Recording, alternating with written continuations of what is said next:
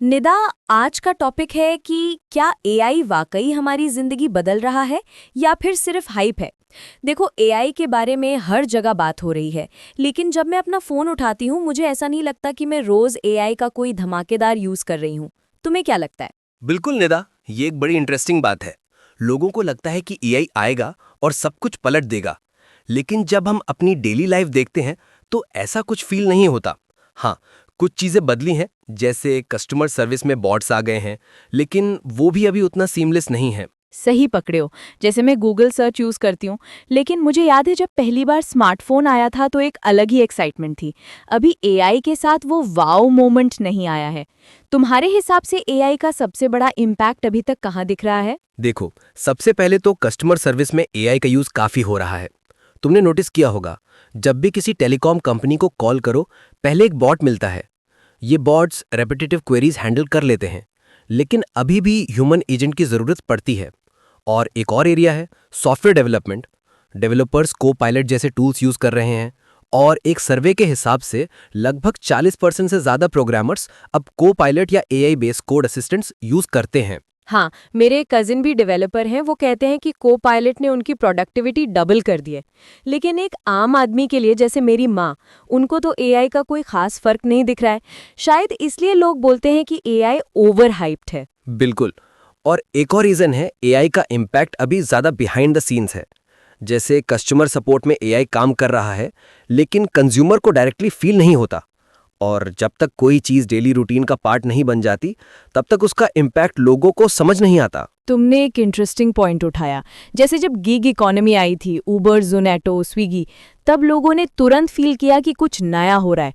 आप एक बटन दबाओ और खाना या टैक्सी आ जाती है। एआई के साथ अभी तक वो इंस्टेंट ग्रैटिफिकेशन नहीं है। हाँ, और एक और चीज़ है, एआई का अडॉप्शन भी धीरे धीरे हो रहा है। जैसे स्मार्टफोन का भी इम्पैक्ट ओवरनाइट नहीं आया था। पहली आईफोन 2007 में लॉन्च हुई थी, लेकिन मास अडॉप्शन में 3-4 साल लग गए थे। वैसे ही एआई भी अभी अपने अर्ली इनिंग्स में है।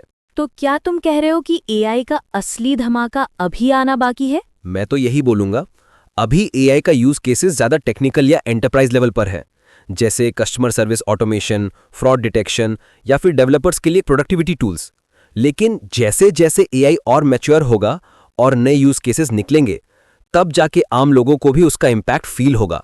लेकिन एक बात बताओ, जब लोग बोलते हैं कि एआई जॉब्स ले लेगा, तो क्या वो सच है या फिर सिर्फ डर है? ये एक लेयर्ड सवाल है। कुछ जॉब्स डेफिनेटली ऑटोमेट हो रही हैं, जैसे रिपीटेटिव कस्टमर सपोर्ट रोल्स, लेकिन एआई नए जॉब्स भी क्रिएट कर रहा है, जैसे prompt engineers, AI trainers, data एनोटेटर्स।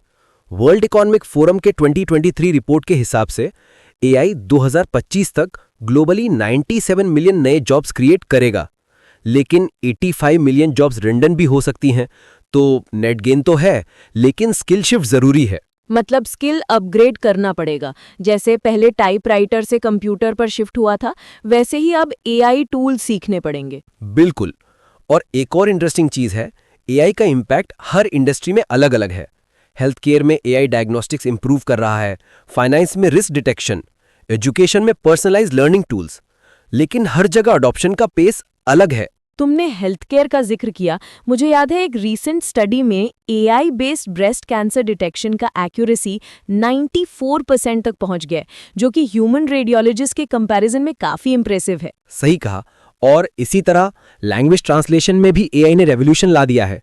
Google translate अब न्यूरल मशीन ट्रांसलेशन यूज करता है, जिससे कॉन्टेक्चुअली बेटर रिजल्ट्स मिलते हैं। लेकिन फिर भी हर लैंग्वेज नुआंस को समझना अभी एआई के लिए चैलेंज है। तो अगर हम समराइज करें तो अभी तक एआई का इम्पैक्ट ज्यादा अंडर द हुड है, लेकिन जैसे जैसे यूज केसेस मैच्योर होंगे, वैसे वैसे लोगों को भी वाओ मोमेंट मिलेगा।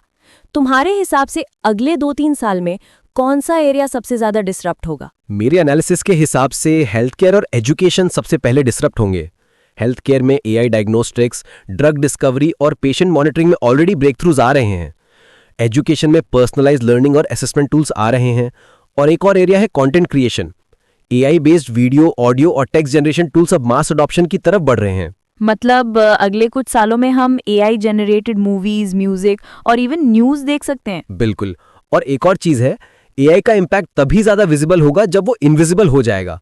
मतलब जब लोग बिना सोचे समझे एआई टूल्स यूज करने लगेंगे, जैसे आज हम गूगल सर्च या मैप्स यूज करते हैं। बहुत इंटरेस्टिंग। तो अगर हम अपने लिसनर्स के लिए की टेक अवे दें तो वो ये होगा कि एआई का असली रेवोल्यूशन अभी आना बाकी है और अभी जो भी हो रहा है वो ग्राउंड वर्क है। तुम कुछ और ऐड करना चाहोगे? मैं सिर्फ ये बोलूंगा कि एआई को समझना, उसके टूल्स को सीखना और अपने स्किल्स को अपग्रेड करना अब जरूरी है, क्योंकि जब एआई का वेव फुली आएगा तो जो रेडी होगा वही आगे निकलेगा। सही बात है।